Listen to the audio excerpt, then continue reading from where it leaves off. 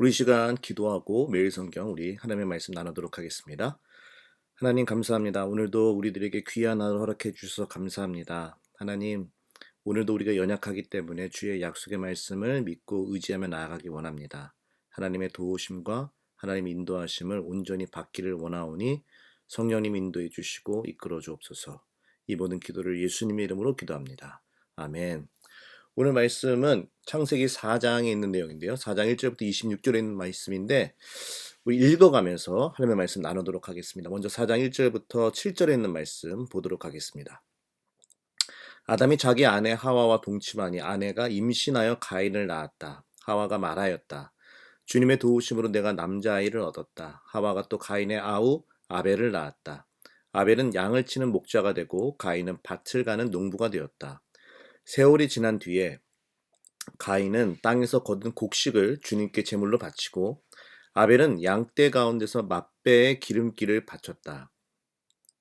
주님께서 아벨과 그가 바친 제물은 반기셨으나 가인과 그가 바친 제물은 반기지 않으셨다. 그래서 가인은 몹시 화가 나서 얼굴빛이 달라졌다. 주님께서 가인에게 말씀하셨다. 어찌하여 내가 화를 내느냐? 얼굴빛이 달라지는 까닭이 무엇이냐? 내가 옳은 일을 하였다면 어찌하여 얼굴빛이 달라지느냐? 내가 올바르지 못한 일을 하였으니 죄가 너의 문에 도사리고 앉아서 너를 지배하려고 한다. 너는 그 죄를 잘 다스려야 한다. 아멘. 먼저 1절부터 7절에는 말씀해 보면 가인의 예배는 받지 않으셨고 동생 아벨의 예배는 받으셨다라는 것입니다. 어떻게 보면 형으로서 자존심도 상하고 많이 상처받았을 일이었지만 근데 도대체 왜 하나님은 가인의 예배를 받지 않으시고 아벨의 예배를 받으셨을까?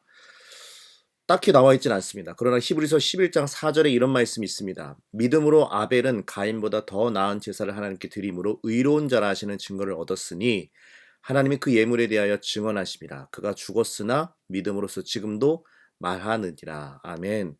믿음으로라는 단어를 우리들에게 허락해 주셨습니다. 먼저 여러분 예배의 주체가 누구인가요? 예배의 주체가 누구인가요? 여러분 예배의 중심이 누구입니까?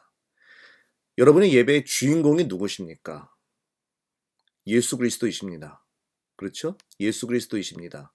그러므로 우리가 잘 알아야 될 것은 우리의 기준과 우리의 마음과 우리의 감정이나 우리의 모든 상황에 따라 달라지는 것이 아니라 예배는 전적으로 하나님 기준에서 예수 그리스도를 중심으로 예배를 드려야 된다는 것입니다. 때로는 내 감정과 상관없이 하나님께 박수치며 찬양할 때가 있습니다. 나는 지금 소위 말해 똥밟았는데 하나님께서 나를 통하여 나를 구원하시기 위하여 예수님이 이 땅 가운데 보내신 그 어린 양의 피를 찬양합니다 할 때는 그거와 상관없이 하나님을 찬양할 때는 우리가 박수치면서도 찬양을 해야 될 줄로 믿습니다. 왜요? 바로 예배의 주체가 바로 하나님이시기 때문입니다. 나의 감정과 나의 느낌보다는 하나님의 약속의 말씀에 따라 그 약속의 말씀을 믿고 나아가는 그 믿음을 가지고 주님 앞에 예배를 드리기 때문입니다. 그러므로 예배의 주인은 바로 예수 그리스도이십니다. 그러므로 우리가 쉽게 실패할 때 하나님의 약속의 말씀을 지켜나갈 때 실패할 때가 어디냐 하면 느낌에 따라 감정에 따라 살 때 우린 망하게 됩니다. 감정에 따라 느낌에 따라 살면 망하게 됩니다. 여러분 우리는 진리를 가지고 나아가야 됩니다. 말씀에 의지하여 말씀이 기준이 되어 살면 살 수 있게 될 줄로 믿습니다. 근데 여러분 보면 7절에 있는 말씀에 보면 이런 말씀이 있죠. 뭐라고 얘기합니까? 내가 올바른 일을 하였다면 어찌하여 얼굴빛이 달라지느냐? 내가 올바르지 못한 일을 하였으니 죄가 너의 문에 도사리고 앉아서 너를 지배하려고 한다. 너는 그 죄를 다스려야 한다. 아멘. 하나님께서 특별히 가인에게 말씀하셨습니다. 근데 여러분 8절에 어떻게 됩니까? 가인이 아우 아벨을 말하였다. 우리가 들러나가자 그들이 들여 있을 때에 가인이 그의 아우 아벨을 쳐 죽였다. 아멘. 즉 가인은 애시당초 주님의 말씀에 귀를 기울이지 않은 존재였다라는 것입니다. 애시당초 하나님께서 이렇게 말씀하셨음에도 불구하고 하나님의 말씀을 귀를 기울이는 자가 아니었다. 즉 아마 예배도 똑같았겠죠. 자기 멋대로 자기의 느낌에 따라 자기의 감정에 따라 하나님께 예배를 드렸다라는 것입니다. 그 말은 뭐예요? 예배의 주인이 바로 나 자신이었다라는 반문이 생기게 되는 줄로 믿습니다.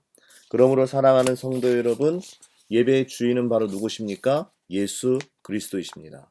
우리의 감정과 우리의 느낌과 상관없이 느낌과 감정으로 나아가면 망합니다.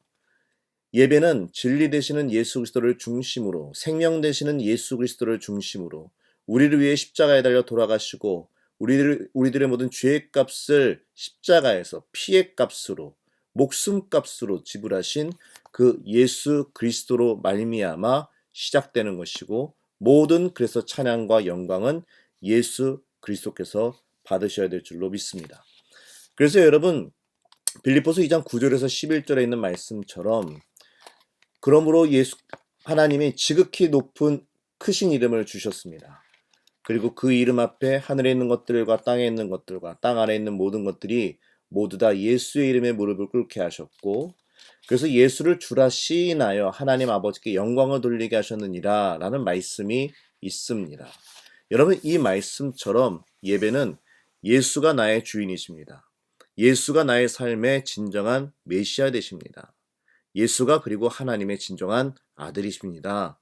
고백하는 시간이 되어야 될 줄로 믿습니다. 그때 그 예배의 진정한 중심이 되는 것이고, 중심이 잡히는 것이고, 하나님은 그 예배를 기뻐 받으시게 될 줄로 믿습니다.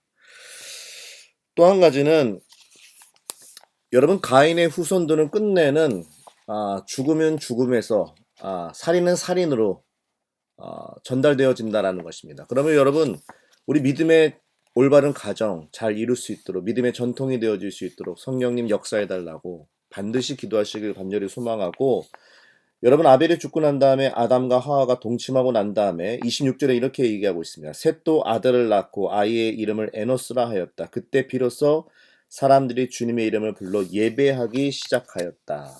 아멘. 셋의 후손은 예배와 경건의 전통을 이어가게 되었다라는 것입니다. 여러분, 어떤 가문이 되길 원하십니까? 저와 여러분의 삶 가운데 예배의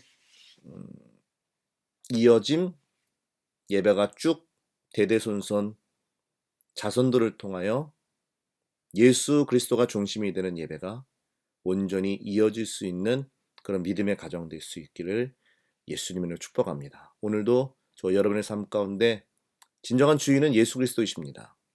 그 마음을 품고, 하나님, 내 삶 가운데 내 감정이 이렇지만 그럼에도 불구하고 하나님의 약속의 말씀에 따라 걸어갈 수 있는 용기와 힘을 더하여 주시옵시고, 그래서 나의 삶이 하나님 앞에 예배가 되게 하여 주시옵소서라고, 여러분, 이 마음을 갖고 오늘도 걸어갈 수 있는 저와 여러분이 되길 예수님의 이름으로 축복합니다. 기도하겠습니다. 하나님, 감사합니다. 오늘도 우리들에게 주신 짧은 말씀이지만 이 약속의 말씀이 우리들의 마음속에 레마가 되게 하시고 들려지게 하여 주시옵시고, 하나님의 말씀으로 내 마음과 내 기준이 되게 하시고, 내 감정과 내 느낌과는 상관없이 약속의 말씀이 기준이 되어 그 약속의 말씀에 따라 걸어가게 하시고 살아가게 하시고 달려나갈 수 있는 용기와 힘과 지혜와 명철함을 더하여 주시옵소서. 그래서 나의 삶이 주님 앞에 기쁨의 예배가 될 수 있도록, 기쁨의 삶의 예배가 되어질 수 있도록 주님 인도하여 주옵소서. 이 모든 기도를 예수님의 이름으로 기도합니다. 아멘. 내일 뵙겠습니다.